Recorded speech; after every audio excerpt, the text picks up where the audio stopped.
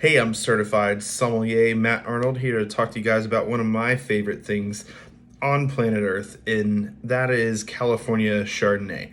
A lot of people and a lot of fellow sommeliers, um, maybe California Chardonnay isn't the first thing they gravitate towards. I think there's a lot of really overdone Chardonnays out there that are very oaky, very buttery, and there may be something that's just, it's kind of simple, they're good, they're fine, or maybe you used to have too much of it and it gives you a headache. I think there's a lot of really bad ones out there, but there's also a lot of really, really phenomenal Chardonnays out there, and that's what is the main grape in white Burgundy. That's the main grape in Champagne. And if you don't like white Burgundy and Champagne, you should probably just drink beer.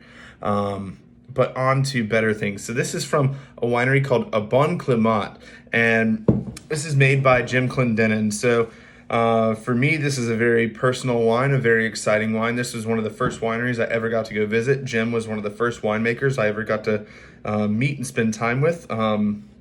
Spent about 8 hours with him at the winery that day, going through all the barrels, all the vines, tasting through older vintages. It was just a phenomenal experience. And when you're with Jim and you're at this winery, you get the sense that they really know what's going on. This has been their label for over 35 years. Note, it doesn't look super fancy. It's not super modern. It definitely looks like it's about 35, 40 years old. Jim went to school in Burgundy, where they make Chardonnay and Pinot Noir exclusively, and that's the birthplace of it. And he really fell in love with those wines and brought a lot of that expertise back to California. So he is in the Santa Maria Valley of Santa Barbara, just outside of LA. Couldn't be more different from LA culture.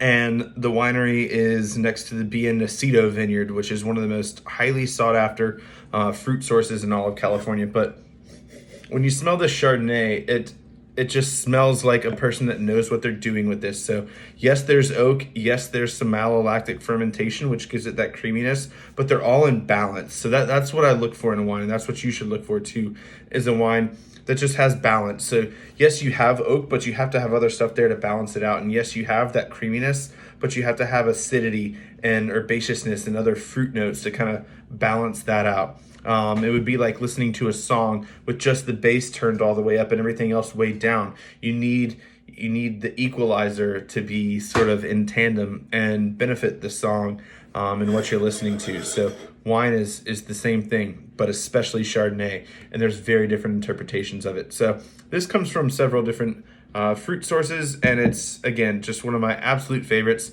And I think it's really, really delicious when you have it with more rich, heavy, savory dishes, especially things like chicken, veggies, more stock-driven sort of cuisines. And it's a wonderful Chardonnay.